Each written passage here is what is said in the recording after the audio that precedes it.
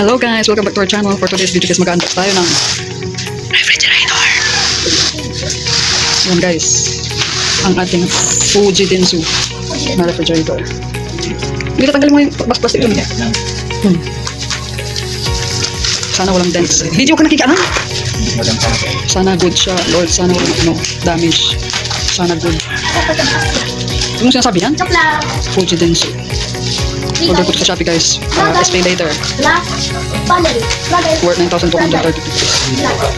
Ha?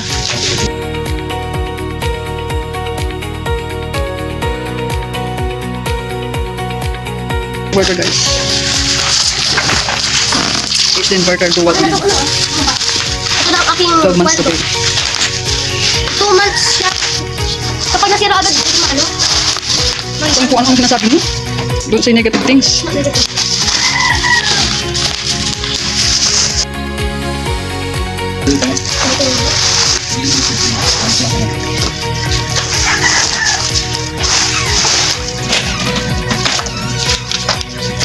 This is the receipt.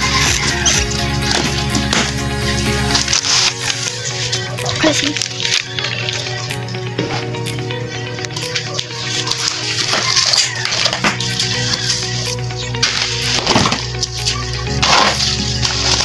Tandahan. dahan.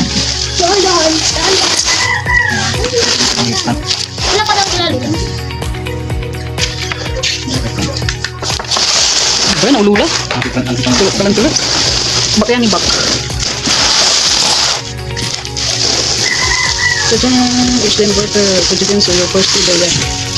Wow. Sandali lang. Tanggal ang fan. Fuji Densu.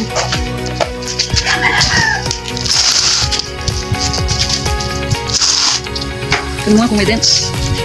Sandali. Walang dents guys. Ito yung sa likod. Ano yan? Ito parang wala no? Ito yung may dents. Ano ito ay? Ay hindi. Dumi lang. No force.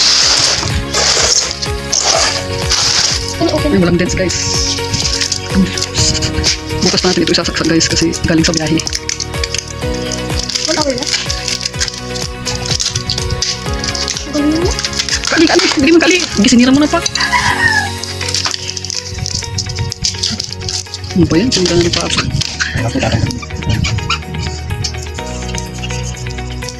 So, dami ko. Uy, bakit din yung ano niya? Freezer niya. Bakit din yung freezer niya? Ganyan yung freezer ng ano. Yung dating refrigerator. Uy, ang cute. Ayan, oh. Magkanta. Meron siyang drawer. Dataan pa. Legit. Pero sana bukas gumana to ng gamit ng ayos. Buto ya? Buto. H10 buto. Mo ba? Pero mahalaga kasula. Ayan, salamin yung kami. Salamin tayo. Acrylic. Ang ganda oh. Wow. Ang ganda guys. Small refrigerator. Kaya mo ba oh? Hindi nasa tayo pa. Maganda. Parang ganito lang yung anong kalaki yung, di ba? Kaya lang yung dating ref namin, dalawa yung divider dito, meron siyang ganun sa gitna. Pang malaking ano yung ito. Kinuha namin guys kasi para pagbaha, madaling buhatin. Nasira kasi yung ref namin dahil sa baha, tsaka yung isang anak ko, sinaksak na yung sa may freezer.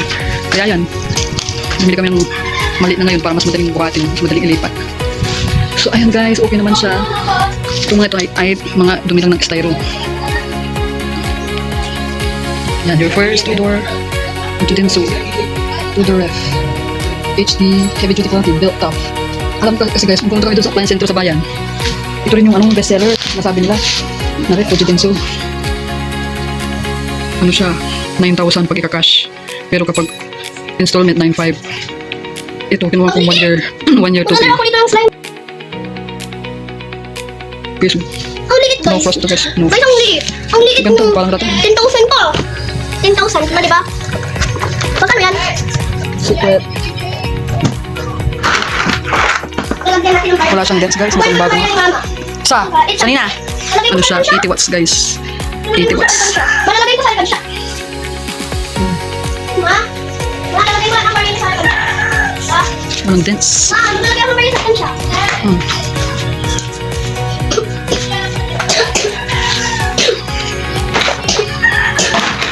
Maganda guys. Bukas pa naman ito isasaksak. Pero nasa lang ano yun. Instruction. Huwag kang napapatong dyan, ha? Yan ang pinili ko, guys. Kasi yung iba na, ano, ibang small personal refrigerator. Sobrang liit ng freezer nila. Ganito lang siya, oh. Ito, ganyan, ito naman. Pero ito, okay na yan. At least, importante may paglalagyan ng ulam. Hindi ako magawa ng slide. Ano guys, Ang ulang. temp zone setting coldest. 3 second, super cool. Bukas natin ito sa guys. Ito nagustuhan ko. Oh, HD. Ito yung sinasabi nilang bestseller nila doon sa appliance center sa bayan. Ang kukunin ko sana yung ibang tawag doon na ba? Yung mura lang. Hanatek. Kaya lang natatakot ko baka kasi hindi tumagal yun. Fujitsu daw is mas reliable na mas matibay daw ang Fujitsu. Kaya ito ang appeal ko. So ayan guys, see you again tomorrow. Pabubuksan na natin. Okay. Sumansara yung ano.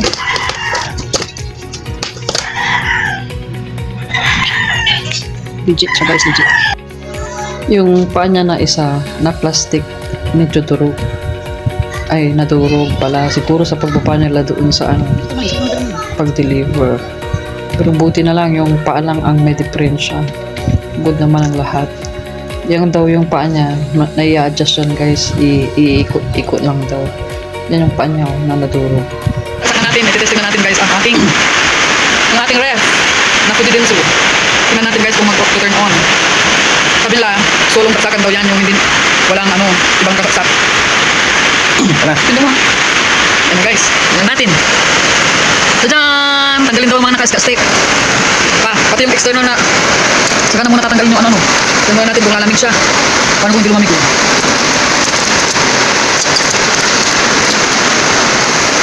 Hindi ko matigay ng music.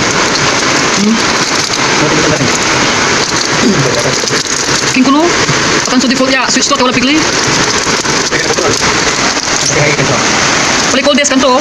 Pero automatic ya sa dapat sa kinto talaga cold may jud pigli labat. So pangit ko.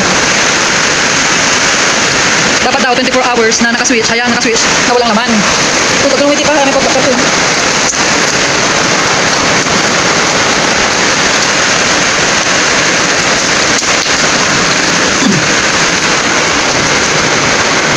Hours daw guys na hinihintay natin na ano, walang laman.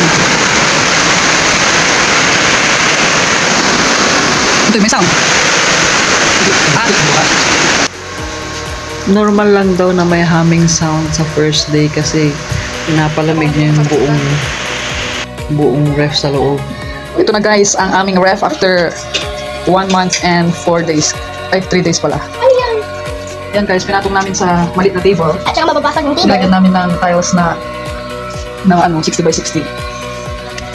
Yan.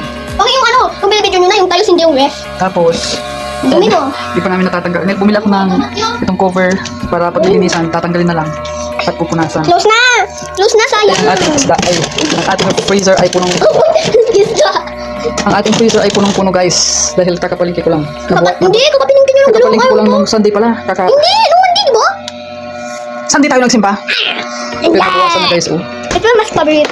Ito, may... Nung first day nito guys, ano, Ano? naka-on siya ng 1 day na walang laman. Kasi yun nga ang nandun sa instruction. So, 1 month ay, basa! Basa! Basa! Basa! 1 month ay, Ako naman. so, nung March 11, 1 month na niya nung April 11, nagbayad ako ng kuryente kasi dumadating ang bill namin sa kuryente ng, ano, every 20. So, 11 to 20, ilang days lang yun, yung nabilan. Ang aming bill ay, ang aking bill na binayaran nung April 1st, 1-1. Pero, yun kasi, yung computer, ang lag, yun yung, usually na bill namin sa computer, at saka mga iba.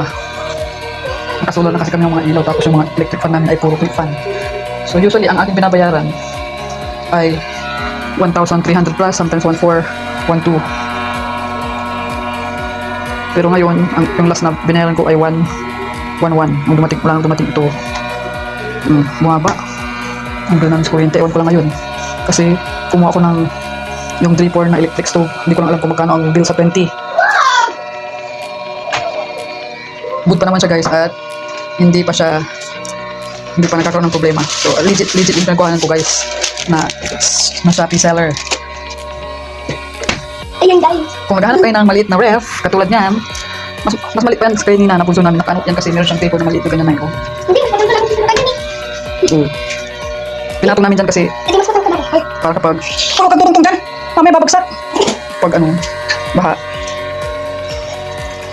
para hindi masira agad katulad ng dati namin na ref. Kaya nga kami nakuha ng ref na maliit kasi nasira nga yung dati namin ref pabalitin natin dahil sa baha. Gas. Mas malaki yun, medyo mas malaki. Pabalitin ka. Mas matangkad siya sa kay mama. Pero dahil nga sa laging baha dito sa amin, kaya kumuha ko ng maliit lang para hindi mahirap buhatin kapag itataas. Tsaka nilagyan na namin sa table. Nilagyan na namin dito sa kwarto para hindi mabaha doon sa kusina. Kasi usually ang malalim na baha sa amin doon sa kusina. Kaya nilagyan lang namin dito sa kwarto. Ayan. Kung gusto nyo bumili kayo ng ganito guys, Shopee Pay Later na lang.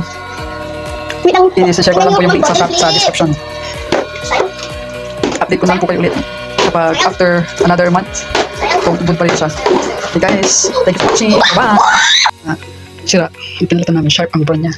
Ayan, bilib din ako sa ref na ito guys kasi maraming taon na rin ito, ilang years na, mga 2017 pa yata ito. Tsaka dalawang beses itong nabaha hanggang tuhod, tinan nyo naman oh. Hanggang tuhod. Pero after 5 days, pinapatuyo namin muna bago i-switch. Tapos gumagana pa siya after 5 days. Nasira lang ito guys kasi yung panganay ko na babae, kumukuha siyang, sinasaksak niya ng kutsilyo kaya yan nasira. Hindi na siya gumagana magmula nun. Kaya gusto ko rin sana ito nung nabilihin pero hindi ko na-afford eh. Kaya ang kinuha ko na lang yung maliit lang para hindi mahirap buhatin pag baha. Magkano ba yan? Mahal din yan. Matagal din namin hinulugan yan mga 1 year. Matagal yata o 6 months. 6 months. Nung mula nung meron itong ref, ang binabayaran ko sa kuryente ay maabot ng 1.7, tas 1.5, 1.6, ganun. Mahal no. Pero nung nasira ito guys, nabawasan na yung binabayaran ko. Yung mga 1,300 plus na 1,300 na lang. So, mga 300 plus lang ang matipid din.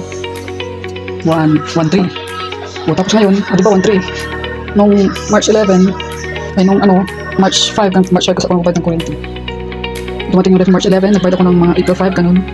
Bumaba guys yung 1,100 plus lang bill namin nung dumating yung bagong ref na 50 days. Matipid din siya guys. So, sana lang tumagal yung ref na bago.